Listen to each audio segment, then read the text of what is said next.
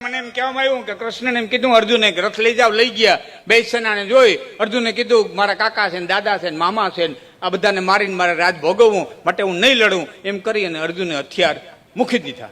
આવું બધા ને કહેવામાં આવ્યું છે. તો આપને પૂછું કે અર્જુન આ પહેલી વખત આવ્યો તો આ બધા સામો?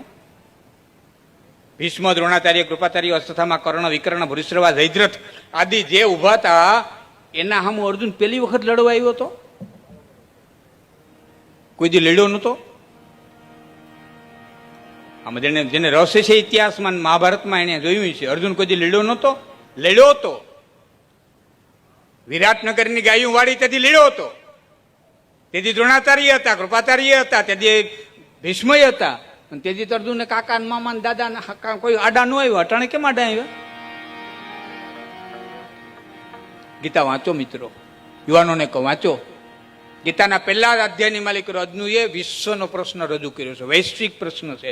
દાદા મામાનો નથી, પોતાનાનું નથી. અર્જુન બોલ્યો છે કૃષ્ણ અધર્માભિભવાત કૃષ્ણ પ્રદોષંતિ કુલ સ્ત્રીય ત્રિષુ દુષ્ટાસુ વાર્ણિય જાયતિ વર્ણશંકર. હે કૃષ્ણ, આમાં કેટલા યુવાનો ઉભા છે જેની હગાઈ કરવાની બાકી છે? આમાં કેટલા યુવાનો એવા છે જેના તાજા લગ્ન થયા છે, બાઈને હજી આણું નથી વેર્યું? આમાં કેટલા યુવાનો એવા છે કે જેને બાઈને આણું વારી એવા છે પણ હજી એને પુત્ર ઉત્પન્ન નથી કર્યો? આટલું યુવાધન મારું કપાઈ જાય મારી સેનામાં, સામેની સેનામાં આટલો ભારતનો યુવાન કપાઈ જાય. એની જે સ્ત્રીઓ વધશે એ પુરુષ અને સ્ત્રી વચ્ચેનું જે અનબેલેન્સ થાય, પુરુષની સંખ્યા ઘટી જાય, સ્ત્રીઓની સંખ્યા વધી જાય, તો એ બાયું શું કરશે? એ બધી સતી નહીં હોય. અધર્માભિભવાત કૃષ્ણ પ્રદોષયંતિ કુલ સ્ત્રીય. એ બાઈઓ ગમે ત્યાંથી બાળક ઉત્પન્ન કરશે. બાપનું નામ નહીં દે હગાય એમ બાળક ઉત્પન્ન કરશે. એ બાઈઓ અધર્મ કરશે. અધર્માભિભવાત કૃષ્ણ પ્રદોષયંતિ કુલ સ્ત્રીય, દોષ કરશે. અને સ્ત્રી શું જાયતી વાર્ણેય. હે વૃષ્ણિ વંશના યાદવ, યાદવોમાં 3 વંશ હતા, વૃષ્ણિ, અંધક અને ભોજ. હું લાંબી ચર્ચા નહીં કરું અત્યારે, છતાં એટલું કહીશ કે બાપ રાજા હોય એટલે દીકરો રાજા થાય એવી યાદવોમાં પરંપરા નહોતી. અધિકારી હોય એને જ રાજા બનાવવામાં આવતો. ગણ સ્વતંત્ર રાજ્યો હતા યાદવોના, ગણ સ્વતંત્ર રાજ્ય હતા. અને આ કોઈને નડતું નહોતું રાજુભાઈ. ગણ સ્વતંત્ર યાદવોની સ્વતંત્રતા, માનવતા, ભાઈઓ બધા હપી ભેરા થઈને રાજા પસંદ કરતા, એ કોઈને નડતું નહોતું. મગધને નડતું હતું. જરાસંધને શું કરવાની રાજાશાહી હતી. જરાસંધને એમ હતું કે હું બળવાન છું એટલે મારી પ્રજાને મેં મારે કાબુમાં રાખી છે, પણ કાલે સવારે મારો દીકરો નબળો થાય અને યાદવોની સ્વતંત્રતા જોઈએ અને મારી પ્રજા ઉહાપો કરીને સ્વતંત્રતા માગી લે તો એટલે ગમે એમ કરીને યાદવોમાંથી રાજાશાહી થાપી દેવી જોઈએ. ગમે એમ કરી અને ગણ સ્વતંત્રતા નષ્ટ કરી અને રાજાશાહી સ્થાપી દેવી જોઈએ. એટલે પોતાની 2 દીકરીઓ કંસને પરણાવી અને દીકરીઓને કરિયાવર દેવાના બાને એટલું ધન આપ્યું કે કંસ એમાંથી નવી સેના ઊભી કરી શકે. અને એ કંસે કર્યું, નવી સેના ઊભી કરી, ઉગ્રસેનને કેદમાં પૂરી અને કંસે રાજાશાહી સ્થાપી દીધી. બીજી લાંબી વાત, ઘણી વાત છે લાંબી, પણ તમને ટીવીમાં એમ બતાવે ને મારા જેવા કથાકારે બેઠા બેઠા એમ વાત કરે કે દેવકીને મૂકવા જતા હતા ને પછી 8મું સંતાન મારશે એવું કર્યું. એટલે કંસે રથ પાછો વાર્યો ને દેવકીને વાસુદેવ જેલમાં પૂરી લીધા. કંસ એટલો બધો મૂર્ખો નહોતો કે એક ઓયડીમાં રાખે. મથુરાનો રાજા હતો, સામાન્ય માણસ હતો? સામાન્ય હતો કે વાસુદેવને દેવકીને એક ઓરડીમાં રાખે, વાસુદેવ દેવકીને ભેળા રાખે? દેવકી માથે તલવાર ઉગામી આકાશવાણી પાસે. વાસુદેવે કીધું એ મારીમાં તારે 8મા સંતાનની છે ને, હું આપી જાય સંતાન. કંસે કીધું શરત એક, તમારા નોકર ચાકર થી માંડી અને અધિકારી સુધીના મારા માણસો રહીએ, તમારા નહીં, તો હું તમને મુક્ત કરું. વાસુદેવ વચને બંધાણા. એ નાનામાં નાના ઘરમાં રાંધવા વાળા માણાથી માંડી, પોતા કરવા વાળી બાઈઓથી માંડી અને વૈદો સુધીના માણસો છે એ કંસના રેખા હતા. દેવકીને ઓધાન રીએ ત્યાંથી કંસને સમાચાર આપી દે, તે બાળકનો જન્મ થાય ત્યાં સુધીના તમામ સમાચાર આપી દે. એને ઘેરે રાખ્યા હતા, ઓયડીમાં પૂર્યા નહોતા. એ પેલા બાળકનો જન્મ થયો, માર્યો, વાતને લંબાવું નહીં. બીજા બાળકનો જન્મ થયો, માર્યો. ત્રીજા બાળકનો જન્મ થયો, માર્યો. ચોથા બાળકનો જન્મ થયો, વાસુદેવ દી આવે, કંસ મારી નાખે. 5મું બાળક, 6મું બાળક, 7મું બાળક દેવકીના ઉદરમાં.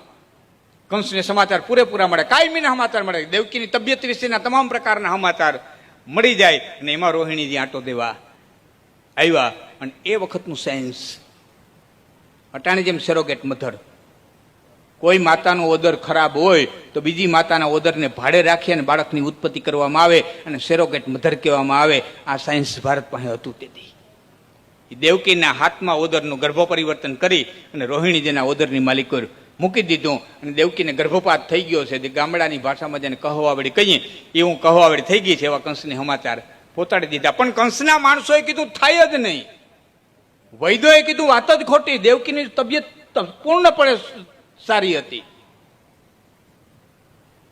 ગર્ભપાત થાય જ નહીં. અને એ કેસ કરી અને 8મું બાળક જયારે ઓદરની માલિકો રહ્યું ત્યારે મથુરામાં સભા કરીને કંસે જાહેર કર્યું કે 7મા બાળકનો કોઈ પણ રીતે અન્ય નિકાલ કરી દીધો છે અને ખોટા સમાચાર મને દેવડાવ્યા છે, માટે વચન ભંગ થયા છે વાસુદેવ, એટલે હું જેલની માલિકો પૂરું છું. પછી 8મા બાળક વખતે જેલની માલિકો પૂર્યા હતા. બહુ ઊંડી વાત છે. એટલે હું મારા યુવાન મિત્રોને કહું, તમે વાંચો.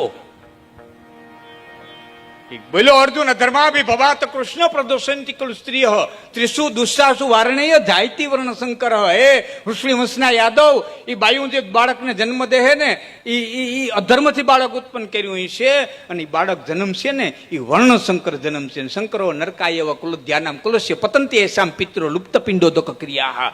એ વર્ણશંકર પ્રજા દ્વારા જે પિંડ તર્પણની ક્રિયા થાય ને એ મારા પિતૃઓને નહીં પોતે, મારા પિતૃઓ નરકની માલિકો જાહે, એટલા માટે થઈને હું યુદ્ધ નહીં કરું. અર્જુનનો પ્રશ્ન છે ને વૈશ્વિક પ્રશ્ન હતો સાહેબ, કાકા મામા બાબાના નહોતા. આ બધું વાંચો તો ખ્યાલ આવે. ભાગવત શું છે, ગીતા શું છે, મહાભારત શું છે, સાયન્સ શું છે. હા, અટાણે છોકરો મટીને છોકરી થાય, છોકરી મટીને છોકરો થાય, કરોડો રૂપિયાના ખર્ચે જાતિ પરિવર્તન કરે. આપણે માટે નવી નવાઈની વાત નથી. શ્રીખંડી દીકરી જન્મો તો જાતિ પરિવર્તન કરીને પુરુષ થયો તો એટલે ભીષ્મે બાણ મૂકી દીધા હતા કે જન્મે સ્ત્રી છે અને માથે હથિયાર નહીં આપો. આ બધું ભારત પાસે હતું. અમે નાના હતા એ વખતે એક ટેસ્ટ ટ્યુબ બેબીનો જન્મ થયો ભારત. હવે દીકરી જુવાન થઈ ગઈ. મોટા મોટા લેખ લખાણા, ભારતની સિદ્ધિ, ભારતની સિદ્ધિ, ભારતની સિદ્ધિ. ટેસ્ટ ટ્યુબ બેબી ઉત્પન્ન કરી ભારતે. ભારત માટે કોઈ નવી નવાઈની વાત નથી. મહાભારત ધ્યાનથી વાંચો. ગાંધારીએ પિંડ જન્મ્યો હતો, વેદવ્યાસને બોલાવવામાં આવ્યા, ભ્રૂણના 100 કટકા કરવામાં આવ્યા અને 100 દ્રાવણના ઘડા મગાવવામાં આવ્યા અને 100 દ્રાવણના ઘડાની માલિકો 100 કૌરવોની ઉત્પત્તિ કરવામાં આવી. 100 કૌરવો છે ને ટેસ્ટ ટ્યુબ બેબી જ હતા. આ તો ચમત્કાર મૂકી દીધા છે સાહેબ. ચમત્કાર નથી, સાયન્સ છે. અરે જાજી વાત ન કરું તો 6 મહિના પહેલા કે 8 મહિના પહેલાના દિવ્ય ભાસ્કર છાપાના પહેલા જ પાને મોટા અક્ષરે સમાચાર આવ્યા હતા કે ફોરેનની અંદર એક પુરુષે 2 બાળકનો જન્મ દીધો. વાંચ્યું તું કોઈએ? વિજ્ઞાનની સિદ્ધિ, ફોરેનમાં એક પુરુષે 2 બાળકનો જન્મ દીધો. એ આપણી ધરતી માટે કોઈ નવી નવાઈની વાત નથી. ભાગવત ધ્યાનથી વાંચો. માંધાતાના બાપના પેટમાંથી જન્મો હતો. આ સાયન્સ તેથી ભારતમાં હતું. આ દેશ છે સાહેબ. આને તો ખોટે ખોટો વગોવી નાખ્યો. મેકોલ નામનો અંગ્રેજ આવ્યો ને, એને આ બધા આવી વાતમાં લાંબુ નથી હું ઉતરતો. મારે તમને કેવું છે કે આ દેશની મહાનતા છે. અહીં તો ભીલનો છોકરો રામાયણ લખે ને બ્રાહ્મણ વાંચે સાહેબ. આ ઈ દેશ છે, આ દેશ કુમારી છે. અહીં તો સૂત છે, સૂતનો દીકરો પુરાણ વાંચે અને ઋષિમુનિ આમળે સૂતો વાંચ. સૂત એટલે બ્રાહ્મણ નહીં, ક્ષત્રિય નહીં, એ સૂત વાંચે. એટલે તો કરણને હેઠો ઉતાર્યો તો દ્રૌપદીએ કે એ સુતપુત્ર છે, હેઠો ઉતારો નહીં પરિણ્યો. એ 18 પુરાણ વાંચે ને 88,000 ઋષિ સાંભળે. હા, મારો કહેવાનો ભાવ છે યુવાનોને કે કંઈક આપણા શાસ્ત્રોને વાંચો. હા, મેં તો હમણાં મારી એક કથા હતી મજેઠી કે બાટવા, મને યાદ નથી બરોબર, કે મેં ચોરવાડ ક્યાંક કીધું. આ વર્ષની કથામાં જ મેં કીધું હતું કે મારે જે પહોંચાડવું છે ને યુવાનો સુધી પહોંચતું નથી, કારણ કે દિવસના યુવાનો કામમાં હોય અને મારા આમાં તો ગલઢા આવે. અહીંયા જે સાંભળ્યું છે એ જ સાંભળવું, એને બીજું કંઈ સાંભળવું નથી. યુવાનો આવી શકતા નથી. એટલે મેં જાહેર કર્યું હતું કે કોઈ એવી કથા બેહાડે, એવી એક કથા બેહાડે કે બપોરે 3 થી 6 વાગ્યાનો સમય છે એ વૃદ્ધો માટેનો અને રાતે 9 થી 12નો સમય છે ને એ યુવાનો એ કથા વાંચવાનો. તેથી હું 50% ચાર્જ લેજો કોઈ મારું આ વાંચતા તો કથા કરતા. કારણ કે મારે યુવાનો સુધી જે પહોંચાડવું છે એ નથી પહોંચતું. હા, બધું સાયન્સ હતું, બધો ઇતિહાસ હતો. રાજા ભગીરથે ગંગા ઉતારી, આપણે એમ કઈ ગંગા ઉતાર્યા ને બ્રહ્માંડ તપસરિયા કરીને કમંડળમાંથી ગંગાજી છોડ્યા ને શંકરદેવ જટામાં ઝીલા, પછી ભગીરથે આવ્યા ને જાનવી નામના ઋષિ આગળ બેઠા ને અહીંયા ગંગાજીને પી ગયા ને પછી જાનવી અહીંયાથી મુક્ત કર્યા. એટલે ગંગાજી જાનવી કેવાણા સગર રાજા, એને એક રાણીને એક દીકરો ને એક રાણીને 60,000 દીકરા. એક રાણીને 60,000 દીકરા ન હોય, 60,000 દીકરા ન હોય. પણ ભારતનો નકશો લઈને બેસશો ને તો હિમાલયમાંથી નીકળેલી ગંગા આમ ગઈ છે, આમ મારા સામુદ્રિક ખ્યાલ આવી જાય, આમ ગંગા ગઈ છે પૂર્વ ભારતમાં. તમે ક્યારેય જાઓ ને, જવું એને માટે હું કહું છું. તો હાવડા ઘણા ગયા છે આમાં. હાવડા ત્યાં રેલવે પૂરી થઈ ગઈ, આપણે ઓખાઈ પૂરી થઈ ને એમની હાવડા પૂરી થઈ ગઈ, રેલવે આગળ નથી જતી. ત્યાં રેલવેમાં ઉતરી, ત્યાંથી હાડવા બ્રિજ ટપી તમે કલકત્તા જાઓ અને કલકત્તાથી 90 કિલોમીટર ઉપર કાકદ્વીપ નામનો ટાપુ આવશે. ત્યાં તમારી ગાડીને તમારે છોડી દેવી પડશે, ત્યાંથી વાણમાં જવું પડશે, હોડીમાં જવું પડશે, બંગાળની ખાટી વટી અને સામે કાંઠે ઉતરો, નથી ફરી વાર તમારે ગાડી બાંધવાની રહે અને કલાક 1.5 કલાક તમારી ગાડીનો રન થાય. પછી ત્યાં મહાપ્રભુજીની એક બેઠક દી આવશે, છેલ્લા બેઠકજી મહાપ્રભુજીની. ત્યાંથી 10 કિલોમીટર ઉપર ત્યાં હો, ત્યાં કપિલ મુનિનો આશ્રમ આવશે અને ત્યાંથી તમને 2-2 રૂપિયામાં, તે વખતે 2-2 રૂપિયા લેતા હોય, 5 કર્યા હોય, એટલે પગ સાયકલ વાળા લઈ જાય. ત્યાં ગંગાજી અને સમુદ્રનું મિલન થયું છે, જેને ગંગાસાગર કહેવામાં આવે. આમથી 3 કિલોમીટરમાં ગંગાજી આવેલા આવે, આમથી સમુદ્ર આવે. તો એ જે ગંગાનો પટો છે, હિમાલયમાંથી નીકળી અને ગંગાસાગર સુધી ગંગા ગઈ, એ પટાને કાંઠે જે કંઈ વસ્તી હોય ને એ 60,000 ની એ જમાનામાં હોવી જોઈએ. એટલે 60,000 દીકરા કહેવાય, કારણ કે રાજાને માટે પ્રજા એના દીકરા કહેવાય. પછી એ હગરનો અંશુમાન, અંશુમાનનો દિલીપ, દિલીપનો ભગીરથ. 4 પેઢીએ ગંગાજી ઉતાર્યા. જેમ નર્મદાને પહોંચાડી કચ્છ સુધી, એમ 4 પેઢીએ ગંગાજીને ગંગાસાગર સુધી પહોંચાડ્યા. આ કેનાલ જ હતી. જો આને તમે ઇતિહાસની દ્રષ્ટિએ જોવો, આ શાસ્ત્રોને. હા, પછી કે જાનવી નામના ઋષિ રસ્તા બેઠા હતા ને ગંગાને પી ગયા. ગંગાને પી ગયા એમ નહીં, જે મેઘા પાટકર બેઠી હતી ને એમ જાનવી બેઠા હતા કે મારા આશ્રમથી આગળ ન હાલવા દઉં, અહીંથી તારું નામ દે, હું હાલ ને. આ ઇતિહાસ.